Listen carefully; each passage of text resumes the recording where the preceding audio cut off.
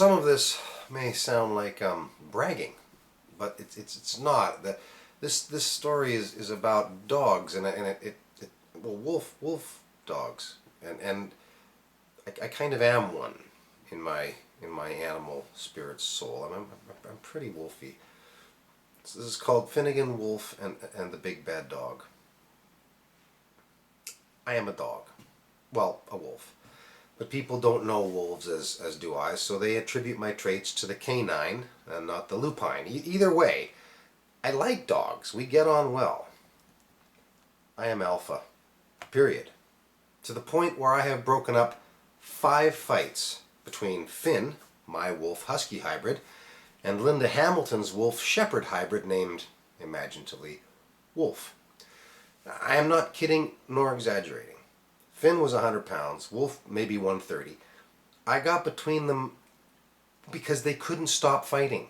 I was literally pulling their jaws apart, my fingers literally in their teeth in an attempt to keep them from literally killing each other, and they never bit me, never scraped my skin. In fact, they worked to not hurt me. I am the alpha. But Finn is the noble embodiment of all that the male gender should strive to be. Wolf was bigger, but Finn never backed down. In fact, he would plunge blithely in. He took a base and beautiful joy in fighting. He lost his first fight. He was a yearling, and we were walking, so I had him on a leash. This idiot woman had a big mean mutt, and he jumped my untested gangly puppy and cut him down the length of his snout. I'm partly responsible. I was yanking on his leash and impeding any chance he might have had at self-defense by doing so. The other owner was standing there, no leash, her hand in the air, lecturing me that this is how you control a dog, by being taller than it, I think was her rather shitty logic.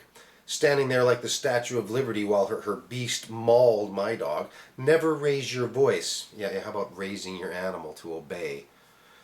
Now, the one thing I took away from this experience was a determination that should another altercation happen, I would let go of the leash. He was full grown when the pit bull attacked. And good looking, full wolfy coat, happy lolling tongue, dumb but kind wolfy eyes. The neighbors had 3 dogs and 3 kids and about 1 brain between all of them. I mean, there was a gate to the beach. We lived in a condo complex right on the beach. It was very nice. Then I had Kuta, the wise, untethered, and Finn the moronic, he was on a leash, going out for our evening stroll. I opened the gate and I heard 3 sounds. A savage snarl, then a loud incoherent shout, and the sound of a body hitting the ground. I saw the eyes of the neighbor's, pit lit up like a panther's in the night as he charged the gate. I pulled Finn back in, swung the gate closed, and Kuta was blocking it. She was in the way. I mean, the pit bull was close. Kuta was the smartest animal I've ever known, and she was gone out the gate and down the beach in a flash. I mean, why fight when you can not fight, right? But the damn gate was slow closing, and the pit was quick, and suddenly he was in the yard and coming at my young happy doggy, who was so dim he didn't know he was under attack for a couple of moments. I let go of the leash and held my breath. And I saw Finn's expression go from, "Hey, hi!" Then, as the thing made its first snarling move, to, "Hey, hey, hey, hey!" And in a moment frozen in my mind, the wolf came out. His eyes narrowed, his ears went back. He faked left, then right, then full on grabbed that other dog's head in his jaws, his actual skull, just bang! Then he shook it. And while the pit was probably 40 pounds lighter, it was still a substantial dog, and he got shaken like a proverbial leaf. He effortlessly jerked back and forth. My God, it was beautiful to see. Finn stopped after a while. Neither of us were sure what to do. I mean, he had a clamp on the thing's cranium, but it was still growling a bit. Now, by now, the son has come up, the kid who's walking the dog, one of their 3 adopted children, my neighbors, and he looked at me and said, "What are we going to do?" And I by this time was straddling Finnegan. And I said to him, I don't know. And then I remembered a story my friend Timmy told me about a fellow in Manhattan who had a small dog, and it was being attacked by a larger dog. Same situation, and people were milling and screaming around the sidewalk. Oh gosh, what do we do? What do we do? What do we do? And this fella from Indiana or somewhere said, put your finger up his anus. When you think about it, it actually kind of makes sense. I mean, if you're a dog and you're fully intent on this thing and suddenly you feel something, you might say. So my dog is got this other animal, and it's still growling. And I was actually reaching my finger back towards the rear end of Finnegan when we both kind of thought, wait a second, he's still growling. It wasn't convinced, and it wasn't until Finn had given him another longer savage shaking, and the growling went to sort of whining and yelping. And Finn finally let go, and the bully dog ran like a rabbit. No dog gave him pause, except one.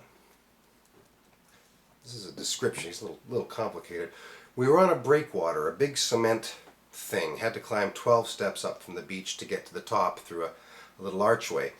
A gate at the bottom, and then there's none at the top. We were on it already. A couple were at the bottom with what I assume was a wolfhound Arctic wolf cross, over 200 pounds if it was an ounce. Huge, I mean, with a protective coat of fur to rival Finn's. We were at the top, and Finn was at the top of the stairs, and this beast was at the bottom, where there was, thank all the gods, that gate. Because this thing wanted to go.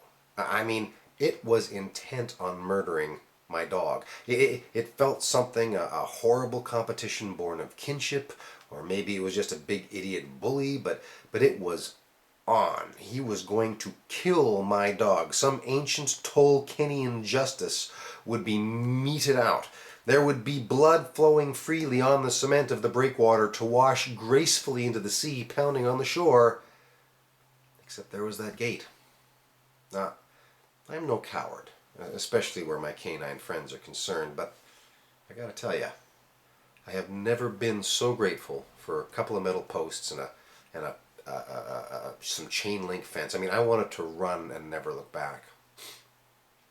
And Finn, lovely, brave, simple and happy, willing, hell, eager to go with any dog he'd ever come across, battler of wolf and a crazed pit bull that was his blooding, Finn stood at the top of the stairs, and while he did not leap headlong into the fray, as was his wont, he did not run, exhibiting a previously undisplayed glimmer of intelligence, as it would have been the death of him.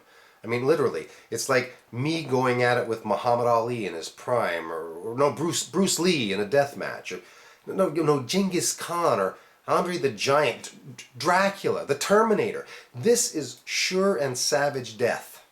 On legs, spittle flying as it tears at the suddenly very flimsy-looking wire of this gate.